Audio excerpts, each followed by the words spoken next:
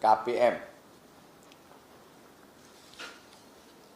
Terhadap data tersebut, Kementerian Sosial telah memberikan tanda pada DTSEN sebagai dengan status terindikasi judi online. Kami ulang ya, sekali lagi ya. Terhadap data tersebut, Kemensos telah memberikan tanda kepada DTSEN dengan status terindikasi judi online.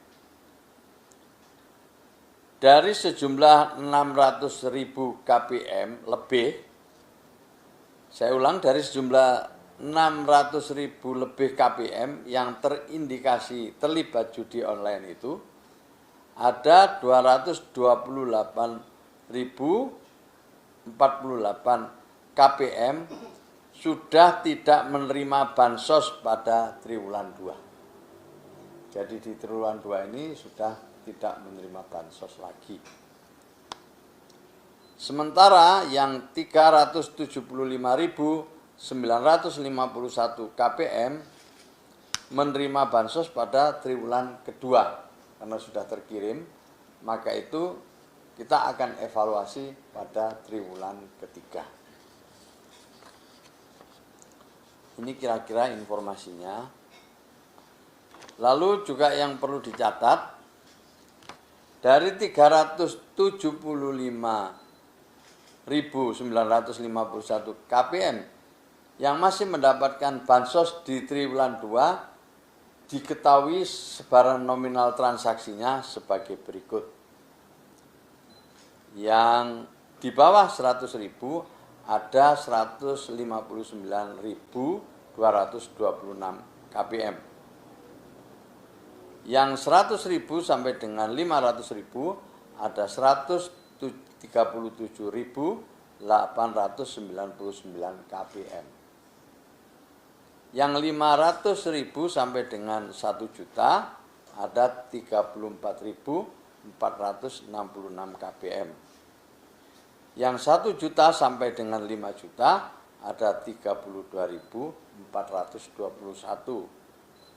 Dan yang 5 juta sampai 10 juta ada 5.752. Sementara yang 10 juta sampai 50 juta ada 5.337. 50 juta ke atas sampai 100 juta ada 359.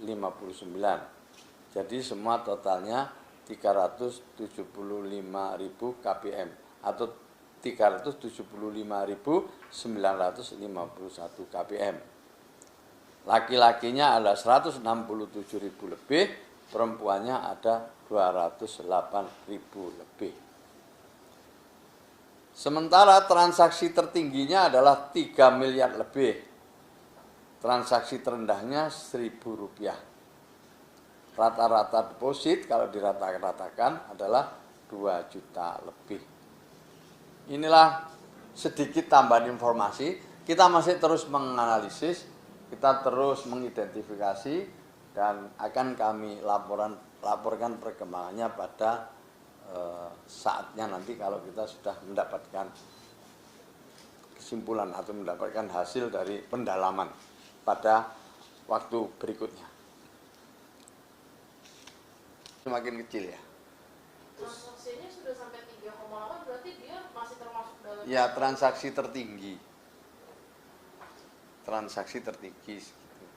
Terus ini mereka akan kita dalami. Yang tadi yang di depan kan udah kita sampaikan, yang 228.000 lebih kan sudah nggak terima lagi. dibawa ke ranah hukum. Nanti kita lihatlah situasinya. Dan tentu kalau tindak lanjutnya kita akan koordinasi lagi dengan PPATK. Tapi kalau transaksi sampai segini berarti pengunjungnya Ya mengerikan juga. Kami belum bisa sampai sedetail itu, tapi nanti kita lihatlah ya. Ini masih dalam pendalaman. Tapi karena ini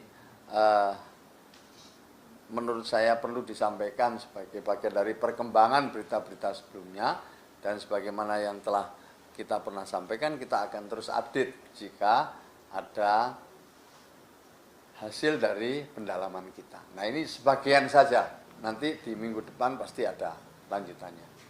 Terus ini kan katanya sudah ada laporan ini. Oh belum sampai kita sampaikan ke Presiden, tapi pada saat kita akan koordinasi dengan PPATK dan menyerahkan seluruh NIK yang pernah dan sedang menerima bansos dari Kementerian Sosial, tentu kami izin terlebih dulu kepada Presiden. Dan sekali lagi saya ulang ya, ini dalam rangka bansos tepat sasaran. Berdasarkan pada Inpres nomor 4 tahun 2025 tentang DTSEN. Kemudian yang kedua, kami mohon maaf, ini bukan maunya kami, bukan maunya siapa-siapa, tapi ini adalah maunya data.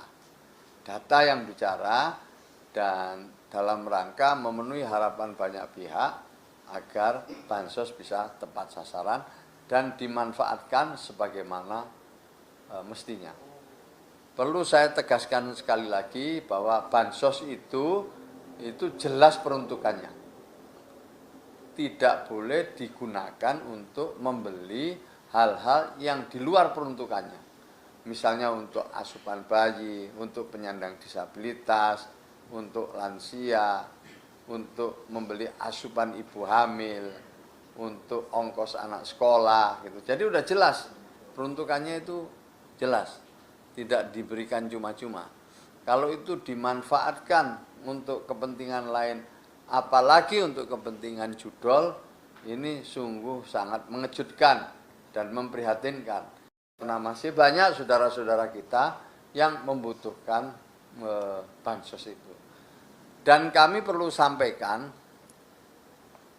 untuk bansos tidak ada yang dikurangi.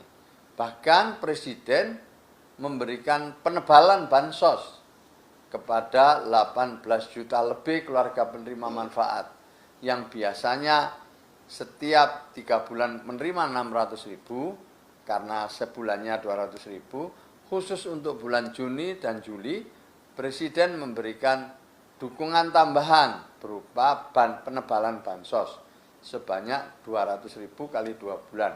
Artinya 18 juta lebih KPM itu menerima 1 juta di triwulan kedua. Jadi sekali lagi tidak ada yang namanya pengurangan bansos.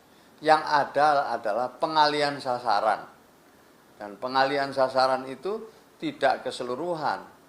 Dari 20 juta lebih KPM itu 16 juta lebih itu masih menerima bansos yang sama dibanding dengan triwulan pertama. Jadi ini perlu saya sampaikan ya, bahwa tidak ada pengurangan alokasi bansos. Yang ada malah justru penambahan. Yang ada ini adalah pengalihan sasaran berdasarkan DTSEN, data terbaru kita. Lalu ada temuan-temuan dari PPATK. Jadi itu semua kita alihkan kepada mereka yang lebih berhak, yaitu yang berada di desil 1, 2, 3, dan 4. Lalu kami juga menerima itu kan komplain, ya, ada protes dari sejumlah pihak di medsosnya Kementerian Sosial. Jika memang ada data yang melengkapi, itu jauh lebih baik. Jadi kalau ada Bapak Ibu sekalian yang memang katakanlah merasa keberatan melihat hal-hal yang tidak sesuai kenyataan, silakan disampaikan dengan melampirkan data-datanya. Lebih-lebih kalau ada foto rumah, kemudian ada identitasnya, sehingga kami bisa melakukan ground check, bisa menghubungi ya pihak-pihak yang memang keberatan tersebut. Jadi kami mohon kalau ada keberatan itu juga melampirkan bukti-bukti yang cukup agar kita bisa menindaklanjuti.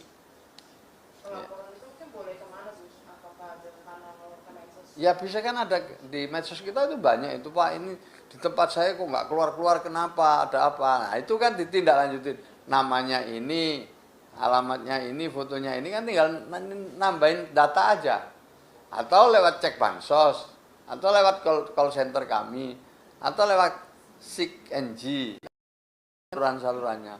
Tapi yang di medsos itu kan saya lihat misalnya di Instagramnya Kemensos atau di mana lagi itu yang kita punya medsos itu, kan di situ ada yang keberatan. Sayangnya tidak disertai dengan lampiran-lampiran yang semestinya agar kita bisa menindaklanjuti. Jadi kami mohon maaf kepada Bapak Ibu dan saudara-saudara sekalian yang katakanlah tidak menerima bansos lagi dan keberatan, silakan untuk menyampaikan dengan identitas yang lengkap supaya kita bisa menindaklanjuti. Terus kalau bansos Ya, tinggal dimasukin aja. Pokoknya semua informasi akan kita terima dan setelah itu akan kita verifikasi dan kita validasi. Siapa yang verifikasi dan validasi? Itu tentu terakhir adalah BPS. Kami akan membantu pemutakhiran lewat sumber daya yang kami miliki.